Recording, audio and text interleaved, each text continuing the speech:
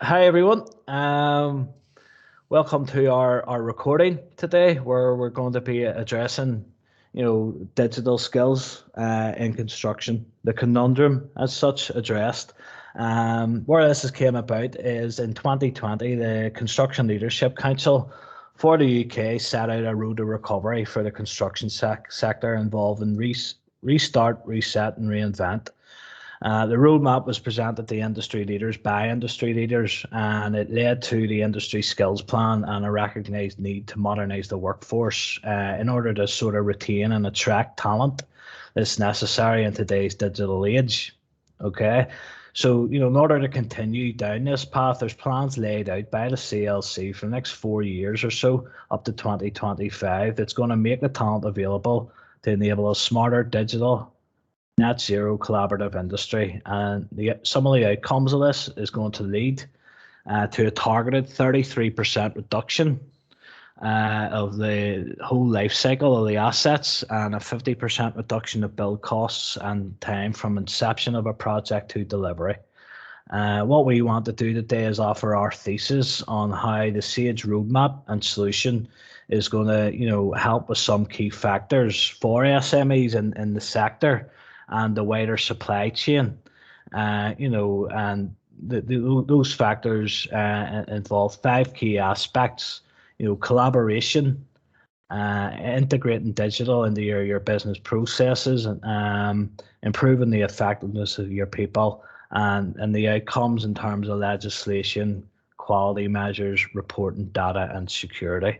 So we're going to try and be snappy, straight to the point. Today's a discussion. If you want to follow up these discussions with any sort of further webinars or demos, there'll be an option to contact us and reach out at the end. This discussion could be, applicable to any industry that you're in, but we very much want to focus on the construction industry. So, who are we, and what gives us a degree of capability to be discussing these areas? So in terms of myself, I'm Jonny Crawford. I'm head of sales here at Acorn IT Solutions. My involvement in the construction industry goes back, and digital technology as well. It goes back to, about 2008, 2009, where I was leading the business development efforts for an M&E contractor and seen some of their growth challenges as a result of the 2008 recession. We've also, worked with providing infrastructure and cybersecurity solutions to FTSE 100, organisations, as well as working with SMEs across Ireland for a BIM consultancy within the construction space. Now I'm here at Acorn IT. We're providing digital cloud, ERP, and Acorn solutions across a range of industries throughout UK and Ireland. Our strengths very much lie, within the construction, manufacturing, and services space. So I'm joined here today by both Steve Jemmott and Matt Britcher from Sicon, our partners. So I'm going to hand over to Steve to give himself a wee introduction. Thanks, Jonny. Yep, Steve Jemmott. I'm the head of sales here at Sicon. I've worked in a multitude of vertical sectors for far too many years that I care to admit. But in terms of my involvement in the construction sector here at Sicon for the last 7 years, selling into that space, both projects and CIS application solutions there. Prior to that, actually worked at Sage, and for 3 years looked up Sage at the time, had a construction division. So I looked at the commercial side, so keeping an eye on the market. Again, a similar time, Jonny, to yourself, around the 2008-9 recession. So hopefully bringing some experience from that side. And I guess, yeah, Matt, if you'd like to introduce yourself. Yeah, so I'm the product manager here at Sicon for construction and the projects side that we're talking about today.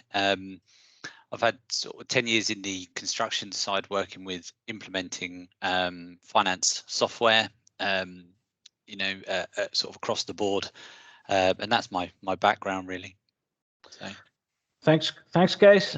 So in terms of Acorn, we are an award-winning software consultancy. We're HQ'd here in Kilrea, County Londonderry.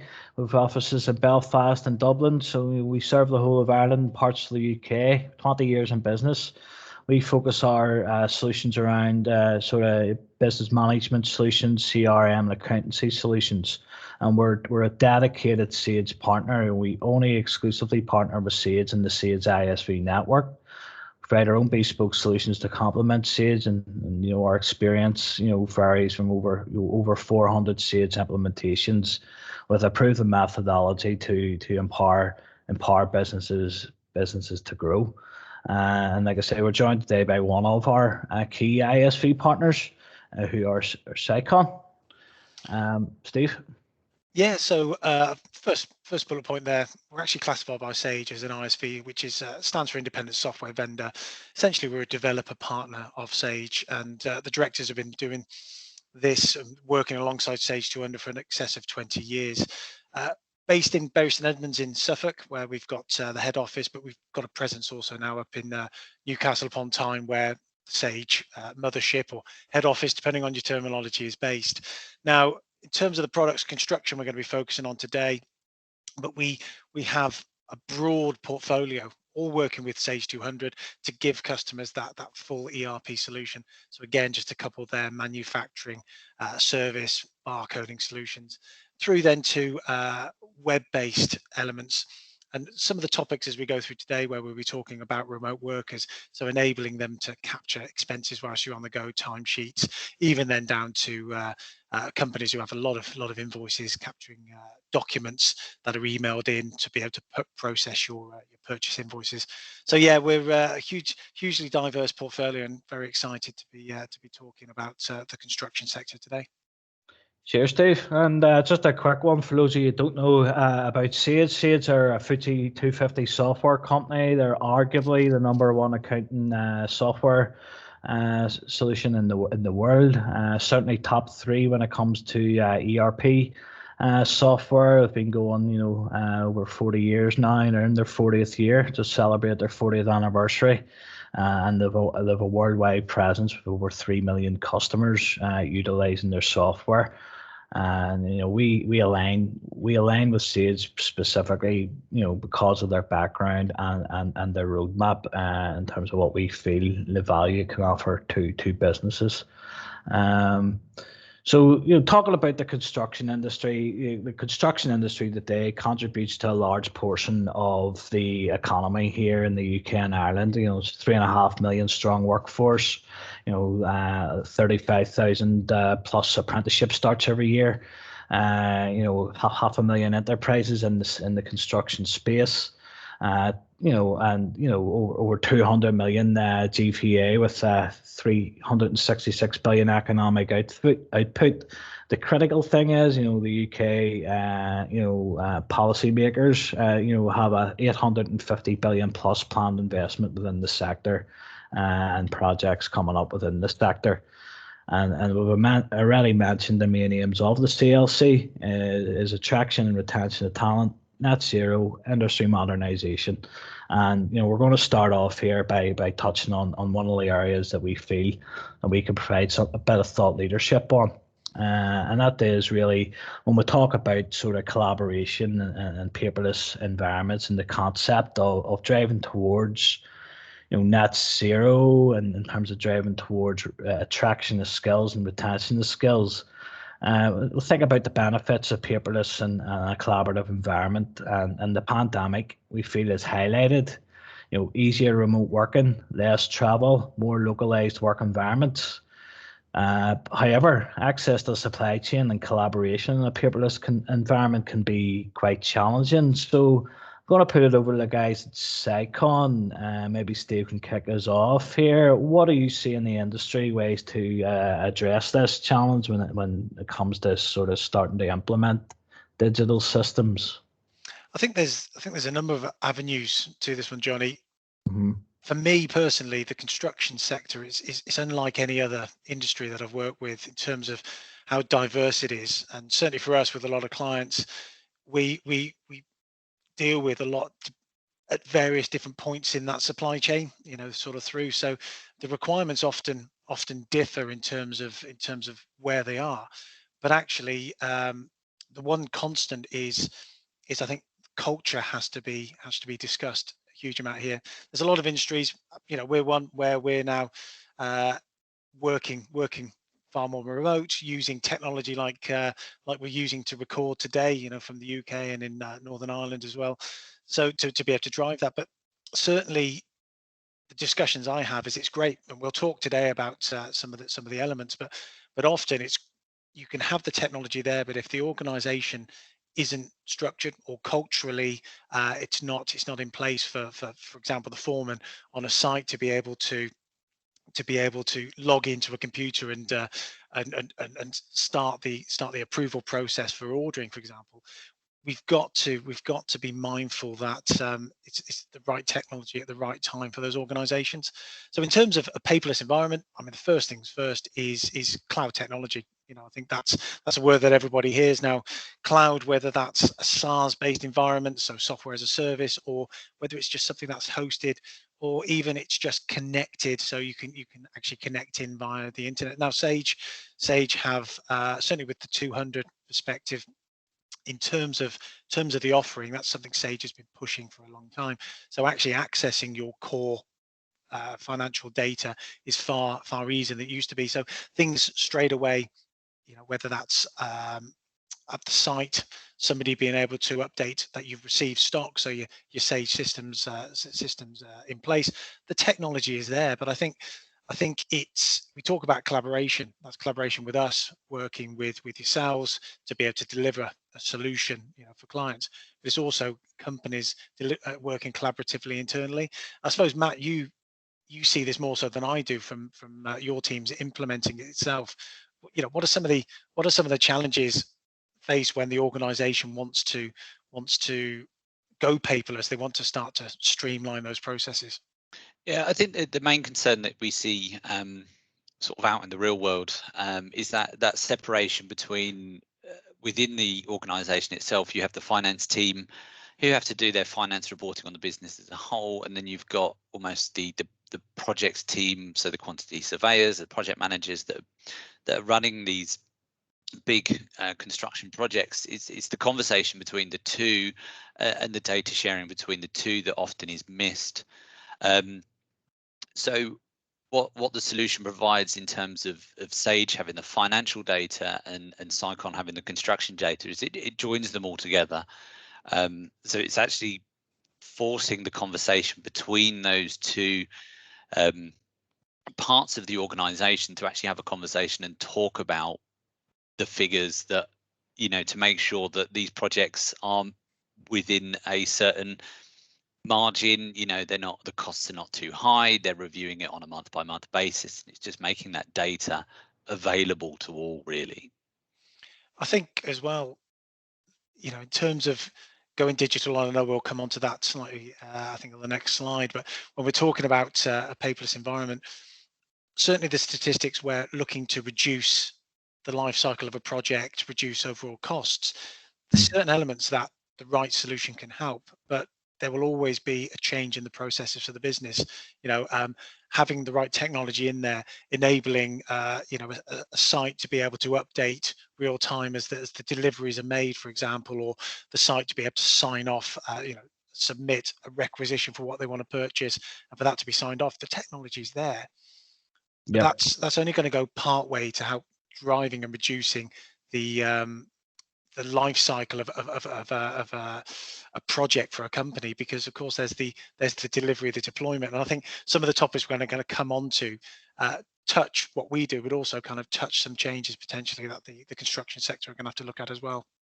Yeah, and I think we've started in the right place here. We've discussed the concept of going paperless and driving collaboration. At a fairly high level here. That takes us to the next steps of actually doing it. Starting to digitize and integrate your business processes to achieve that collaboration and sort of paperless environment.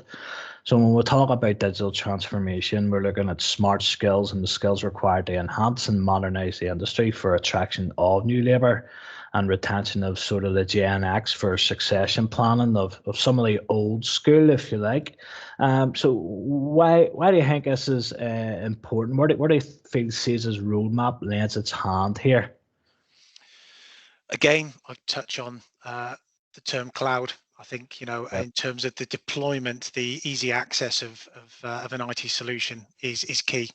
If I go back, I mean, cloud's been out there for years. I remember it as a concept probably 10 years ago, hosting, which is essentially an element, a big element of what cloud is. That's been out probably even longer than that, in terms of I haven't got the technology to hold my infrastructure. Can I outsource that to somebody else? So the technology's been there, but I think the biggest challenge has been from, and you see a lot of the government initiatives around communication, improving broadband technology, 4G.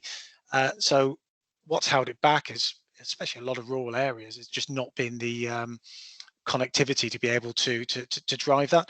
So as that improves, as technology improves, the deployment of that, the cost as well, I think coming down, it does make it far more accessible now for a lot of organizations across that, as I say, the diverse sector. So for me, digitizing, there's a number of sectors there. There's the technology. So being able to access it, as I say, over 4G, using, we use a lot of web API type technology. So being able to connect handheld, so whether it's an app to be able to goods receive a purchase order straight from your mobile phone, or whether it's barcoding technology for warehouses being able to receive stock or dispatch that stock to site. So the technology is definitely there, but I think actually it's the bit for me is the business process of joining those dots up. And again, a lot of the time from the pre-sales side, you'll see organizations where you've got a separate finance package, you've got the QSs with their spreadsheets, paper, obviously we've covered on the paperless, but you've got invoices coming in from a variety of sources, goods receipt notes, and somebody then having to pull that together. And certainly Sage with ISVs like Sicon being able to record and hold that into a central database gives kind of an instant visibility of that of where they are with a project, even down to now. And I was working in the payroll sector when the government gateway, so for the first for RTI from a payroll perspective, came in. So actually, the government gateway now, a lot of companies realizing that they can do their CIS submissions, all of that being tracked inside of your finance system, and just being able to post the return digitally straight up to the gateway. Again, just reducing admin. And I'm going to bring it across to Matt. From your experience of going into those projects, the challenge, I suppose, looking at the challenge before you start the project. So the disparate systems, separate finance to purchasing and the QS process. When you move to the other end, so you've deployed that, the customer's gone live. In terms of the impact of them digitizing and integrating those processes, did you are some customers quite surprised with the impact for them? Yeah, it still surprises me how many people still do a manual CIS return. When you show them the system, it's essentially doing it as they're doing their normal process, and they're just submitting that CIS return on a monthly basis. It takes, in terms of actually submitting it, probably 5 minutes, 10 minutes, where they would be spending a whole day, 2 days collating the information, putting all the details together, whereas their normal day-to-day process is capturing all that data and all the information at that point. They're paying their subcontractors on time, and it's doing all the CIS calculations in the background for them. And really what they're doing is just doing a small rec to make sure their numbers are correct and they're hitting the return. That it still surprises me that, the gateway technology has been around for quite a long time in terms of the HMRC side. Yep. And it still surprises me that there's still companies out there that do it manually. I think the other side is obviously we deal with the Republic of Ireland as well, in terms of the structure there. So again, being able to handle that, I think, is a big plus for certainly for organisations either working in either demographic or working across both. Yeah. So recently introducing the the RCT integration into construction as well has definitely helped with that. You know, and it's growing our knowledge in the Republic of Ireland sector as well as the UK in terms of HMRC. Okay, so we've got the concept now of having improved collaboration and moving towards a paperless environment, and how you can start integrating into those processes. And now that's going to have a big impact on the culture of the organisation. But in terms of coming back to again the whole skills piece and the retention of people, there's a huge element here where and it's certainly one of Sage's vision, if you like, is to elevate the human. Okay, and part of driving down costs and improving time to completion, is coming down to the effectiveness of the people. Okay, so the roadmap, our solutions are on here to deliver this in many ways. How does it translate, Matt? I'd like to ask you this question. How does that translate in reality in terms of improving the effectiveness of people and sort of elevating the human, if you like? The first point is it goes back to something Steve was saying earlier about the quantity surveyors having their spreadsheets and the finance team having their finance system, which they're recording the data on. It's forcing a conversation because actually all the data is in one place. It's available to everyone. And you're not forcing that conversation all the time. It's available to everyone. So it's taking the manual effort of reconciling the two systems together, because essentially it's all in one place. And the time saved in that aspect is huge. We used to have a lot of people do a lot of manual calculations on month end and year end to make sure all their numbers were right in the right place, but actually the information's there for them already, and it's saving them days, if not weeks of work. I think there's another angle into the effectiveness of your people as well. As I said earlier, I've spent a large portion of my professional career in the enterprise HR payroll space. You'd hear a lot of topics through there in terms of technology, but one of the ones which has really stuck with me is always been around employee and employer brand. And especially the employer brand. And I think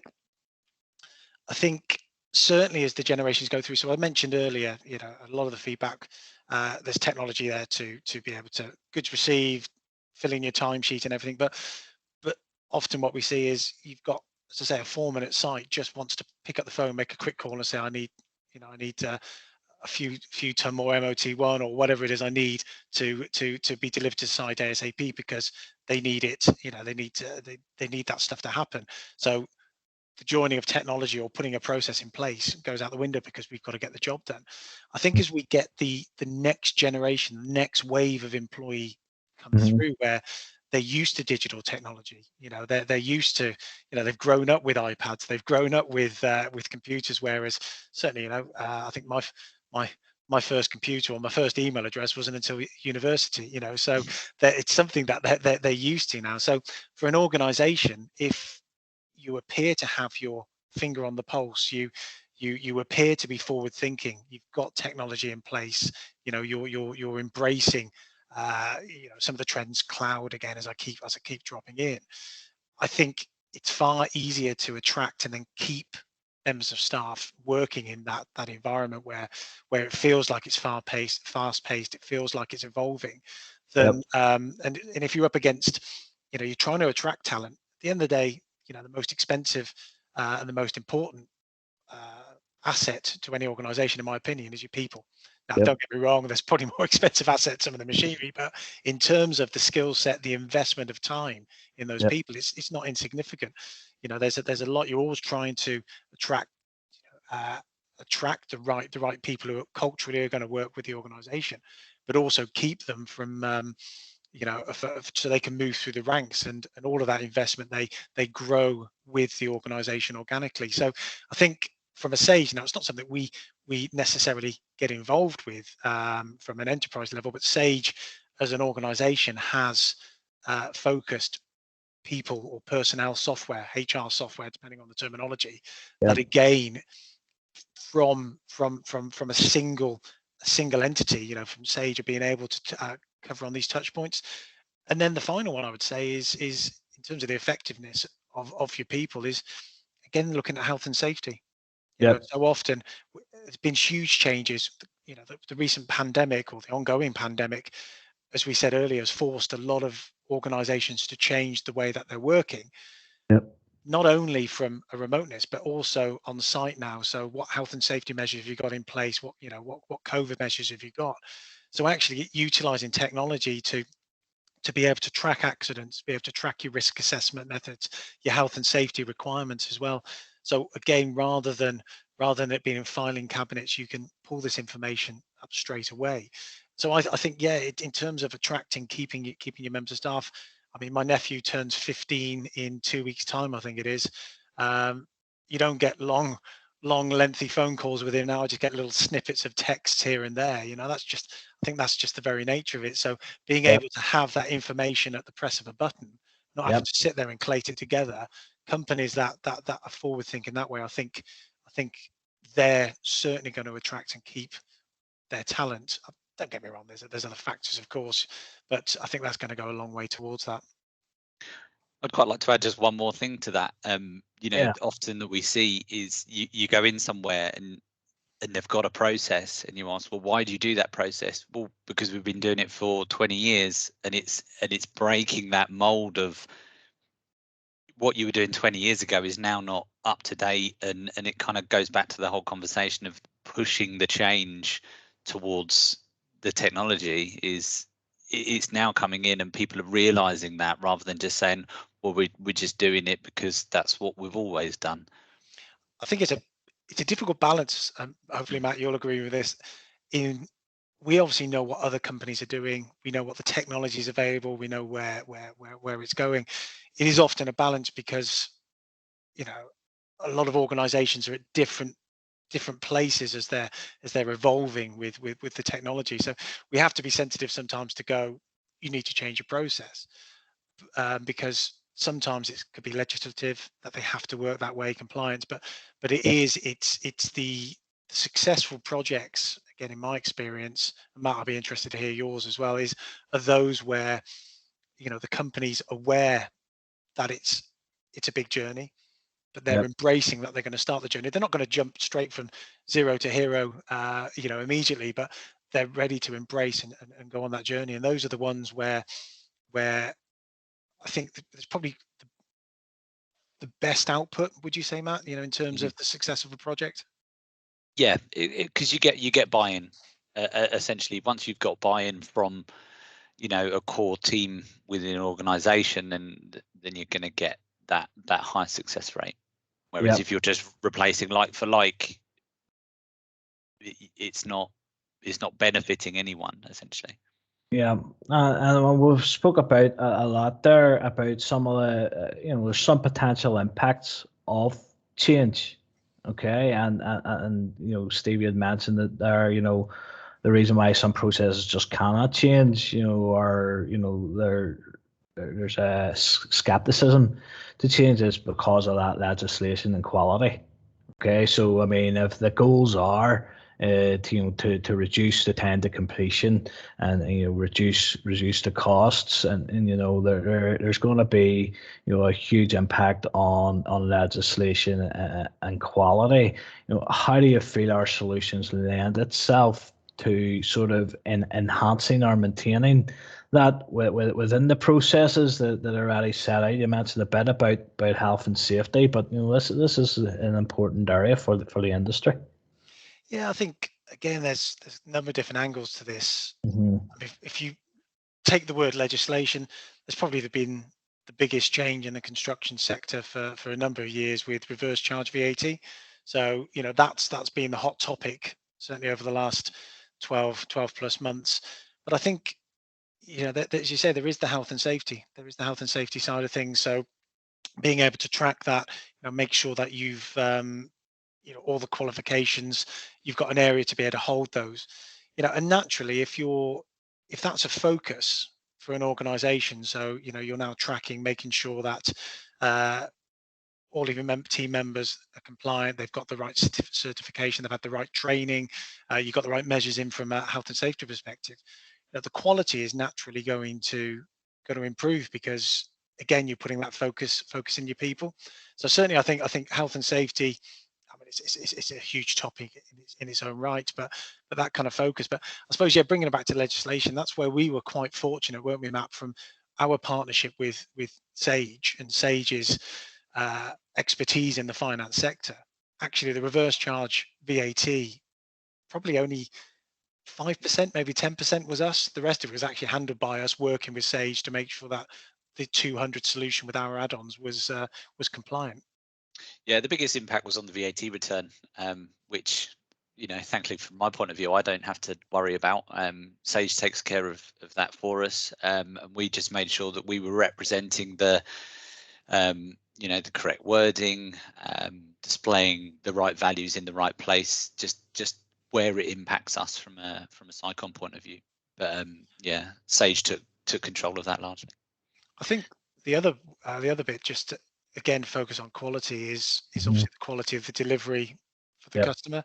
So again, we've talked about paperless, we've talked about a single system, removing those disparate spreadsheets and kind of the finance, and bringing that into a single one.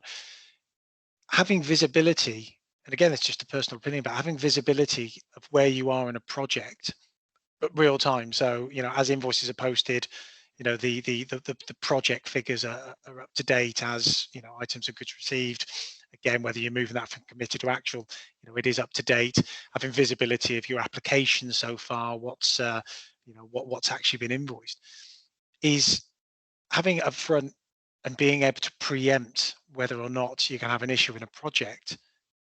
Naturally, again, you're going to have, from a quality perspective, an output, because you're not going to realize too late that you're going over budget on a certain area. You can have those discussions with the customer. So again, I think having all of that central, the word quality is not just quality of the job completed, it's quality of the communication with your customer, the quality of their experience, the quality of your team as well. So again, I think utilizing and embracing technology, and having that single view, so many little touch points that we could probably keep talking about for hours. I know we need to move on, but it actually segues in nicely to our next topic when it comes to I put data is currency now, and currency is king, and some of the outputs you're going to get as a result is around reporting data, but most importantly security, because this is it's everything going into a digital environment, while it be on-prem or in the cloud. There's going to be a huge element around security here, and the outputs of the reporting and the data coming in and out of any system, I suppose. So I mean, there is a need for that insight, that faster decision making, to drive projects forward in a quicker way, interactions with your supply chain, and having the platform to do so instantaneously. It gives you a deep knowledge of your customers and retrofits or maintenance projects or capital projects coming up. AI and machine learning is going to give rise to an explosion in more data. The point of getting to here is, what you put into your digital systems or process can all be provided upon and give you insights to make those decisions in your area. What are you seeing out there? And Matt, this is aimed at you, because you're on the cold face in terms of the the implementation, the supporting the customers, and sort of driving the product roadmap forward along with the guys at Sage. So where do you see this all fitting in to sort of wrap up the kind of digital steps for companies that need these outputs addressed? Yeah, I've touched on it a few times already, but it's that availability of the data. It's not locked away in someone's spreadsheet that only they have access to. It's not locked away in the finance system where only finance have access to. It's shared data, which is key for business. In construction, you're running on tight margins in terms of high costs, high revenue, tight margins, and it's predicting where you're going within the month, within the lifetime of the project is key to any business, and it's having that data available. We talk a lot about, Steve talked a lot about having access to where you've got a site foreman with access to his being able to goods receive note in there. It's recording and improving a subcontractor certificate that might have come in, so we're approving the work that they've done, and it's making that data available rather than taking it back to an office and having a conversation with finance to say, we can now process this invoice. It's all done in one area. For me, that's key, as you said earlier. Data wins, and it's then predicting how far you are going to be next month and the month after, and forecasting essentially where the project is going with the information that you have available. And I think you mentioned, Matt, about the fine margins. I mean, cash is king to every business, and I'm sure we can think of numerous businesses who've had a fantastic balance sheet, but unfortunately, because they've not been able to manage the costs, not been able to manage their cash flow, because it's not been just a single focus. Of course, the business can't carry on. So again, I think having all of that in one system, so being able to essentially forecast your cash flow, when you're expecting items to come in, when you're expecting revenue to go out, cost to go out. That's, again, having it essential is so key to being able to preempt it. I think the security one as well, Jonny, is an interesting one. As I mentioned earlier, cloud hosting, whatever the terminology you want to use, has been around for many years. There's still, in certain sectors or certain individuals, there's nervousness about not being able to hold or feel your data, in terms of, or as Matt said, using, if I've got my spreadsheet, I'll put my passcode in there, and there you go, nobody can get into it. But security is huge. And again, I think that's where working with partners such as Sage, yourselves, in terms of the platforms now, Sage working closely with Microsoft from an Azure kind of platform delivery, actually outsourcing the IT security, those requirements to experts who are dealing daily with, the hackers out there are getting smarter, they're trying different things. So again, in terms of the deployment of that technology, gives you the access, but the comfort that from a security perspective there, that from a hosting, outsourcing that can be taken care of, I think is also a key consideration for organizations. And I guess probably the last thing, just from something you mentioned, reporting data, and that we're seeing, it's interesting, you mentioned earlier, Jonny, that Acorn, you specialize in, or your focuses as well are in construction and manufacturing. We're seeing more and more organizations crossing over with construction and manufacturing, but then also, construction and into the service industry. So, servicing, maintaining premises and as such. So again, I think from Sage's perspective, it's not just brilliant, let's get the cost for our individual projects, but what else are you doing as an organization?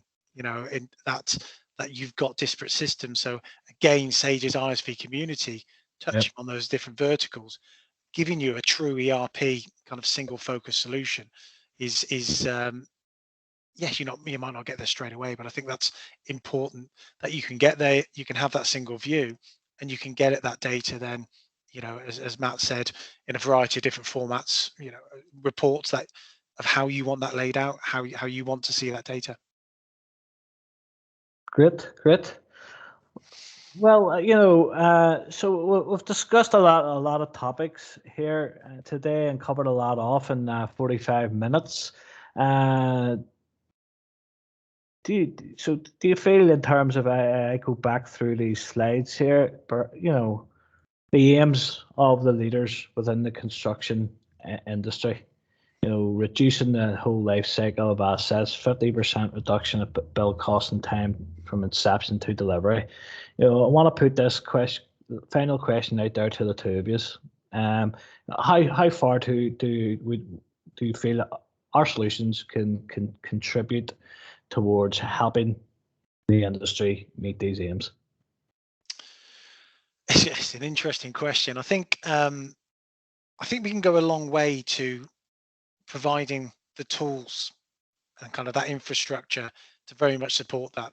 So, you know, if everything's moved into that single system, so you've got that single visibility, you've got you know, clear visibility, forecasting into the future of where you're going to be with the project.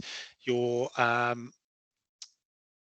using technology to ensure that you've got the right people who are skilled up. You know, you're storing that information, providing an environment where you're embracing technology to speed up, you know, reduce that paper, speed up that visibility.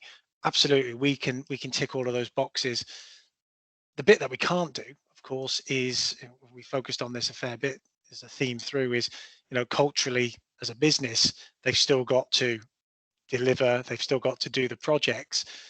If they're at the right place on the right journey, using the right technology with the right people and the right approach, then yeah, I absolutely have no reason why that combination can't go a long way to help him realize those goals from the CLC. I mean, Matt, I don't know what your thoughts are. I was just thinking, when me or one of the team go out and implement this somewhere, you know, we're actually probably talking 60 to 70% process and 40 to 30% software.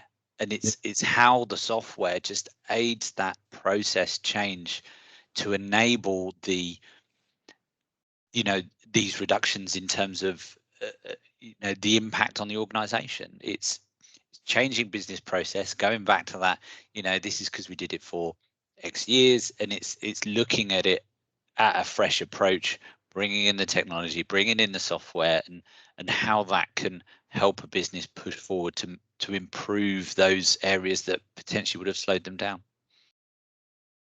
Yeah, thanks for that, Matt. And, you know, from my perspective, you know, from my experience, you know, no matter, you know, what industry you're in, but, you know, it's all about just understand your business objectives here, and to, you know, sort of phase you in on the journey rather than having a big bang approach, so that you get there in the smoothest way possible and bring your people with you.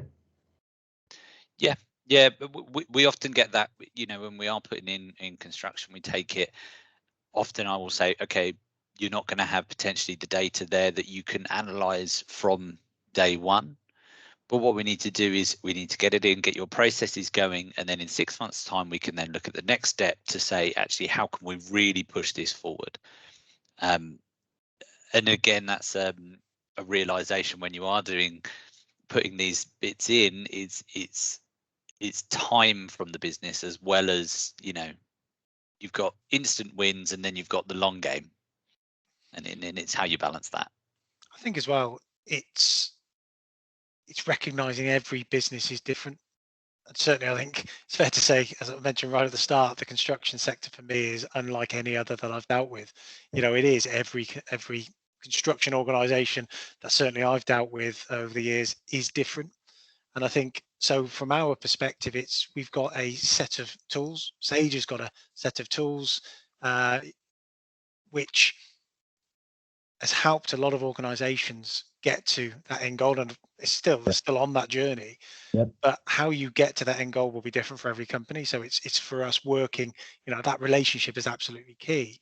It's also then, you know, as part of a project, you're not just getting the software, you know, you're getting experience as well from consultants, you know, yourselves at Acorn as well, who maintain the kind of the key conduit between the customer and then Sage and the rest of the ISVs. So, you know, in terms of that journey, I think it can seem daunting, and all I would say is, regardless of where you are, it's always worth just engaging. You know, we can then work with you and just kind of map out what those baby steps might be, you know, to be able to deliver, you know, the objective here today, you know, the overall, which is, you know, around the construction conundrum of becoming more digital. Yeah, 100%, Steve.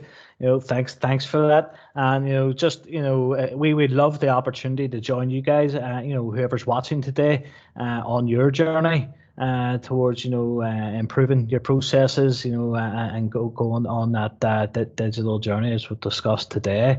So any feedback that you have, any discussion, if you want to discuss any of your sort of business objectives, my contact details are on the screen, and I certainly look forward to helping you out moving forward.